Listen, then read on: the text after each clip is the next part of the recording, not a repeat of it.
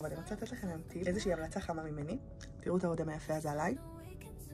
מי שאוהבת מראה גלוסי כזה, ומצד שני עמיד, אני רוצה להכיר לכם את המוצר הזה של מייבלין. בעצם גלוס עם צבע, והוא באמת עמיד. אני כאילו אתמול שמתי, נשארתי איתו עד הערב, שלמות על. זה הצבע שעליי.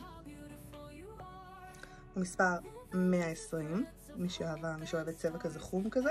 קחו בחשבון שכל אחת לפי הצבע עור שלה תתאים את זה לעצמה, כי מה שנראה עליי יפה ואני יחסית בהירה, יכול להיות שעל מישהו אחר יראה טון אחד יותר, או טון אחד פחות.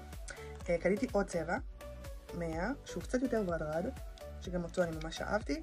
בקיצור, אני ממש ממליצה, תנסו, מי שאוהבת מראה גלוסי כזה, מראה שהוא מבריק כזה, ולעומת זאת הוא עמיד, אחלה דבר. קחו בחשבון שהוא קצת דביק. יאללה, תהנו. ועוד דבר, שימו לב, 45 שקל. לא שווה? כל האודמים האלה שהייתי קונה יקרים ב-100 שקל, 150 שקל, 45 שקל. שווה.